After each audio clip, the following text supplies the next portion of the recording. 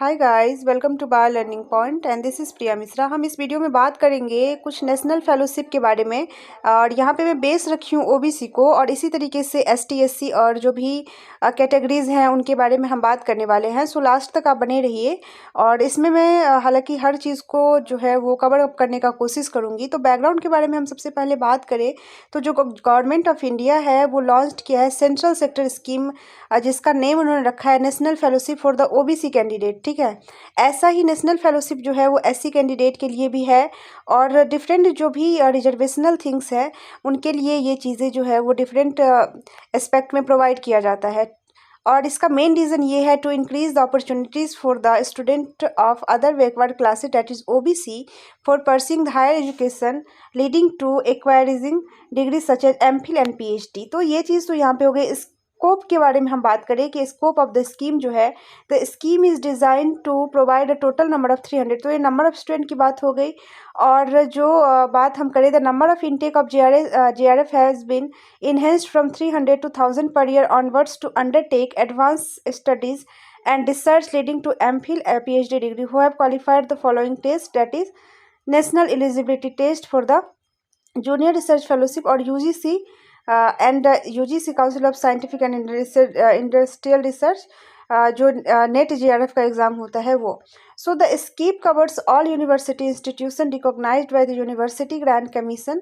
सो जैसे कुछ स्टूडेंट का जो किसी भी कैटेगरी में है और उनका JRF किसी सपोज दैट LS के लिए क्वालिफाइड है, उनका JRF बहुत कम माइन्यूट मार्क्स से जो है वो छूट रहा है, तो उन स्टूडेंट को जो है वो ये चीज़ें प्रोवाइड की जाएंगी। अब एलिजिबिलिटी की हम बात करें तो देखिए, एलिजिबिलिटी कंडीशंस आर पर the notification for UGC NET and CSR UGC NET examination, the other backward classes that is OBC candidates qualifying for the award of NFOBC will be eligible to receive fellowship subject to finding placement in the university, IIT and institution. So the validity period जो होगा 3 साल तक होगा date of issue से। However, in the case of candidate who have already joint MPhil PhD तो उसी rate से start हो जाएगा। ठीक है, तो ये सारा चीज़ जो है वो एक लिस्ट जो प्रोवाइड किया जाता है, और ये लिस्ट आपको यूजीसी के वेबसाइट पे आपको मिलेगा, जो भी NFOBC का वेबसाइट होगा, NFSC का वेबसाइट होगा।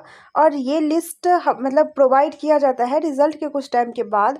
तो आपको कुछ दिनों में वो लिस्ट मिल जाएगा, जिसमें यदि आपको बहुत कम मार्क्स से आपको छूट रहा है तो आप समझ में आ जाएंगे। यहाँ पे देखिए, नंबर ऑफ फेलोशिप्स के बारे में बताया गया है। The total number of fellowship NFOBC under the scheme of 1000 per year. Out of 1000 slot available under the scheme, 750 will be allocated with the subject under national eligibility test, that is NET JRF for the UGC, and remaining 250 UGC Council for the scientific। तो ये चीज़ें आपको बताया गया, और इस चीज़ें से आपको जो अमाउंट दिया जाता है, रेट ऑफ फेलोशिप देखिए किस तरीके से है। जो JRF के लिए 31,000 रुपीज़ दिया जाता है per month for the initial 2 years, and इसके बाद 35,000, एंड कंटिजेंसी जो है वो 10,000 20,000 इसको बढ़ाया गया है कंटिजेंसी वाले अमाउंट को। ये थोड़ा सा पुराना है।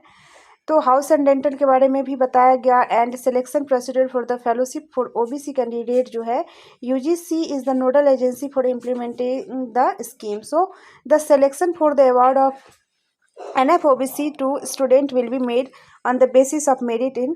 तो ये सारा चीज़ जो है वो लिखा गया है, आप यहाँ से देख सकते हैं। एंड इसके लिए आपके पास एक मेल आ जाएगा, that you have qualified for the NFOBC and NFSC and जो भी चीज़ें हैं, और उसके लिए आपको वेट करना होगा। जिन भी स्टूडेंट का जो भी कैटेगरी में है, मैं जनरल की बात नहीं कर रही और EWS की भी बात नहीं कर रही, मैं जनरल EWS को छोड़ के जो भी कैटेगरी वाले स्टूडेंट हैं उनको इस चीज़ का जो है वो लाभ मिलता है, और उनको इन चीज़ के लिए वेट करना चाहिए। और थोड़े दिन बाद, अभी रिजल्ट डिक्लेयर हुआ, थोड़े दिन बाद आपको पता चल जाएगा कि आपका लिस्ट में नेम है या नहीं, और I will share the list with you. So stay connected with the bio learning point. Thank you so much guys for watching this video, and if you have any type of query, any type of suggestion, you can write on the comment section.